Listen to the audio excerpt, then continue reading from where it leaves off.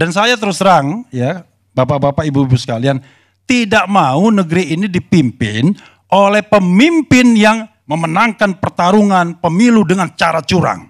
Haram hukumnya. Karena itu pertanggungjawaban dunia akhirat. Saya kira Bang Yusril juga ke sana juga sebagai partai kanan luar, partai bulan bintang. Jadi haram hukumnya kita dipimpin oleh orang yang mendapatkan kekuasaan dengan cara curang, dengan cara membayar, dengan cara mengakali sirekap, dengan cara mengakali manual dan lain sebagainya.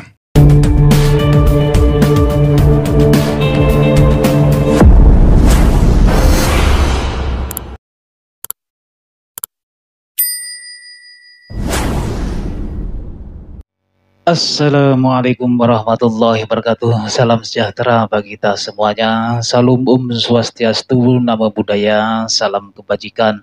Sampurasun, Rahayu, Rahayu, Rahayu.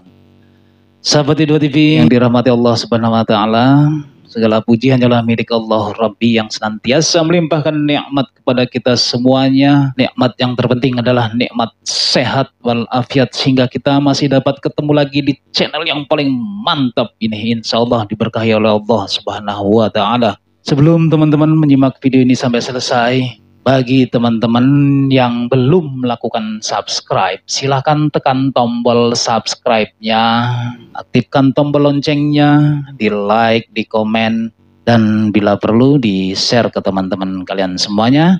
Dan saya doakan teman-teman semuanya disehatkan jiwa dan raganya, dimudahkan segala urusannya, dilancarkan rezekinya, dan insya Allah mendapatkan uang tak terduga 100 miliar rupiah. Amin ya robbal alamin. Sebelumnya saya mengucapkan selamat atas terpilihnya Bapak Prabowo Subianto dengan Gibran Raka Buming Raka sebagai Presiden dan Wakil Presiden periode 2024 sampai dengan 2029. Bapak terpilih itu karena dicintai oleh rakyat loh Pak. Terbukti dari jumlah pemilih itu sekitar 95 juta pemilih. Itu bukan jumlah yang sedikit. Mudah-mudahan Bapak bisa mengemban tanggung jawab yang telah dipercayakan kepada Bapak Prabowo dan Gibran. Oke, kita lanjut. Teman-teman semuanya, saya ada video bagus nih. Refli Harun berpendapat pada saat di acaranya Bapak Karni Ilyas, yaitu di ILC ya teman-teman ya. Teman-teman bisa saksikan video ini ya, seru sekali, sambil kita tanggap-tanggapi ya. Sudahlah, kita tahu putusan 90 ini dia videonya ya. Kalau kemudian kita pakai hulunya saja bahwa yang namanya putusan MK itu final and binding dan wajib dilaksanakan, kan itu ujungnya. Tetapi pangkalnya kita tahu itu konspirasi. Pada tanggal 19 September, rapat permusyawaratan hakim itu menolak semua permohonan yang terkait di bawah 40 tahun bisa nyalon. Itu tanggal 19 September. Iya. Tiba-tiba tanggal 21 September datang Paman Usman. Dia pengaruhi beberapa hakim, maka posisinya 54 jadinya. Yang tadinya posisinya tidak 54. Jadi posisinya tadinya 71 atau 62. Karena Guntur Hamzah dari awal mengatakan kabul, kabul, dan kabul. Iya. Tapi kemudian yang terjadi adalah Paman Usman datang dan 4 orang hakim terpengaruh, maka kemudian posisinya 54. Tetapi gitu ya. Bang Karni dan saya kira semua sudah paham dan tahu, 2 orang hakim itu menyampaikan concurring opinion, yaitu pendapat tambahan dari mengabulkan. Tapi kalau kita baca concurring opinionnya, Eni Nurbaningsih dan Daniel Yusmik mengatakan yang bisa itu dia minta adalah gubernur saja, baik sudah selesai menjabat maupun sedang menjabat. Maka kemudian kalau kita tidak terburu-buru, kalau kemudian tidak dipaksa terburu-buru, sebentar. Sesungguhnya belum selesai. Tadi dikatakan awalnya itu gubernur saja, betul begitu kah? Yuk kita lanjut lagi. Harus dikompromikan lagi. Dan paling tidak, kalau kita pakai konstruksi concurring opinion tersebut, berarti yang disepakati adalah kalau berpengalaman menjadi gubernur dan atau sedang menjabat gubernur. Kan itu yang disepakati 5 orang sesungguhnya. Bukan tapi wali kota ya. Makanya kemudian Hakim Konstitusi Wakil Ketua Saldi Isra merasa heran dengan 2 hal. MK kok cepat sekali berubahnya. Kedua, ini barang belum selesai, tiba-tiba sudah diputuskan. Nah, tapi udah putus. Dari sana, ya kawan-kawan semua, kita tahu akhirnya bahwa negara atau tadi Bang Yusril nggak mau bilang negara, karena negara itu ada pemerintah, ada warga negara dan ada wilayah. Tapi penguasa itu akhirnya cawe-cawe dalam pemenangan proses berpemilu ini. Karena Gibran ada di sana. Iya. Sekarang kalau kita bisa misalnya bicara tentang pemilu yang jujur dan adil versi Indonesia atau versi negara lain, apa sih yang menyebabkan pemilu itu tidak jujur dan tidak adil dari sisi kualitatif? Kalau kuantitatif kan kita cuma bisa bicara soal salah hitung. Sehingga yang kita minta apa? Keyakinan dari Hakim Konstitusi, sebagaimana pernah dikatakan oleh Profesor Yusril Iza Mahendra, Bang Yusril, tahun 2014, ketika menjadi ahli buat Prabowo mengatakan, kalau ditemukan pelanggaran konstitusi, tidak tertutup kemungkinan hakim-hakim MK untuk membatalkan pemilu sebagaimana yang terjadi di Thailand. Saya ingat betul itu Bang Yusril. Bang Yusril juga yang ngomong di Twitter, ya, kalau sebentar, tidak menutup kemungkinan, yaitu kan kalau terbukti yang kita lanjut. Curang, penjahat yang akan berkuasa. Bang Yusril juga ngomong, penjahat dan koruptor. Jadi maksud saya, udahlah kasihlah room kepada rakyat ini. Tidak semuanya orang itu berpikir jabatan, uang. Tidak semua. Banyak orang yang menggunakan hati nuraninya.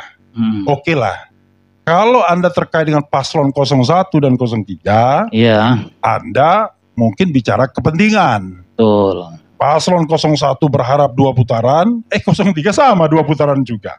Tapi kalau kita kembalikan kepada karena sama-sama kalah. Misalnya guru besar, orang seperti Kang EF dan lain sebagainya. Banyak kok yang bicara tentang hati nurani. Banyak kok mau melihat bangsa ini lebih baik. Dan saya terus terang, ya, bapak-bapak, ibu-ibu sekalian, tidak mau negeri ini dipimpin oleh pemimpin yang memenangkan pertarungan pemilu dengan cara curang. Betul, haram setuju. Hukumnya. Haram, setuju. Karena itu pertanggungjawaban dunia akhirat. Saya kira Bang Yusril juga ke sana juga sebagai partai kanan luar, partai bulan bintang. Jadi haram hukumnya kita dipimpin oleh orang yang mendapatkan kekuasaan dengan cara curang, dengan cara membayar, dengan cara mengakali sirekap, dengan cara mengakali manual dan lain sebagainya. Oke, jadi apa yang dikatakan Bung Rafli itu betul sekali ya. Haram hukumnya kita itu dipimpin oleh pemimpin yang mendapatkan kekuasaannya dengan cara curang. Kalau dipimpin oleh presiden dari hasil pemilu curang itu haram. Bukan berarti pemimpin saat ini diperoleh dengan curang. Pemimpin Indonesia sudah melalui pemilu yang jujur dan rahasia ya. Kalau prosesnya bisa saja mengatakan curang, tapi tidak dapat membuktikannya. Oke, kita lanjut. Karena itu, kalau kita melawan hari ini adalah perlawanan konstitusional. Iya. Bukan perlawanan inkonstitusional. Dan mudah-mudahan forum ILC ini menjadi satu forum untuk mengabarkan bahwa kita masih bisa bersuara dan terus melawan kecurangan. Dan kita tidak melawan orang, kita melawan sebuah fenomena, kecurangan, ketidakadilan, ketidakbenaran, dan hal-hal yang merusak demokrasi kita. Karena kita tidak ingin negara ini menjadi negara otoriter kembali. Iya. Kita tidak ingin negara ini seperti negara Orde Baru. Karena itulah kita butuh perlawanan agar demokrasi kita tetap tegak. Wassalamualaikum warahmatullahi wabarakatuh. Waalaikumsalam. Oke, teman-teman. Kita sudah menyimak dari awal sampai akhir ya pendapat Bung Refli Harun tadi. Bukan berarti apa yang disampaikan Refli Harun itu ditujukan terhadap seseorang ya. Bang Refli Harun itu tidak mengatakan Pak Prabowo mendapatkan hasil pemilu dengan cara curang. Dia tidak mengatakan seperti itu. Yang dia katakan tadi itu haram hukumnya kita itu dipimpin oleh pemimpin yang mendapatkan kekuasaan dengan cara curang. Biasalah itulah ya, biar seru. Bung Refli tadi juga mengatakan kita tidak mau dipimpin oleh pemimpin yang otoriter seperti zamannya Orde Baru. Saya rasa kita semua juga nggak ada ya yang mau ya kembali ke masa lalu yang kelam. Kita saat ini sudah zaman modern. Kita harus cerdas memahami pendapat para politikus. Namanya juga para politikus. Apalagi Bung Refli ini adalah pendukung 01. Bung Refli juga ikut berorasi pada saat di KPU. Dan demo-demo itu dia memang seperti itu gaya berbicaranya. Dia tidak akan gegabah. Dia sangat berhati-hati sekali, paham sekali. Kalau sekilas ya kita melihat apa yang diucapkan Refli Harun. Berani sekali. Padahal hal itu hal yang biasa saja ya. Sama aja saya mengatakan seperti ini. Haram hukumnya dipimpin oleh kepala desa yang pemilihannya dihasilkan secara curang. Haram, ya betul haram.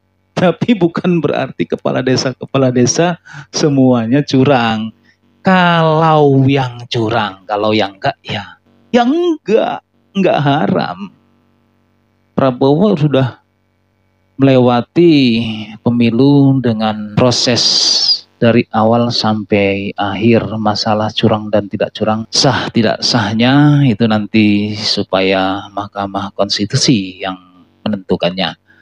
Oke, terima kasih teman-teman semuanya telah menyimak video ini sampai selesai. Semoga bermanfaat untuk kita semuanya, khususnya buat diri pribadi saya. Kebenaran itu datangnya dari Allah Subhanahu wa Ta'ala. Sedangkan kesalahan merupakan kehilapan diri pribadi saya dalam menyampaikan informasi ini. Untuk itu, mohon maaf atas segala kehilapan dan kekurangan. Dan jangan lupa sedekahkan, subscribe kalian. Semoga menjadi ladang amal jariah buat kalian semuanya. Sampai ketemu lagi dengan saya di video saya selanjutnya. Wallahul muwaffiq ila aqwamit thoriq. Wassalamualaikum warahmatullahi wabarakatuh.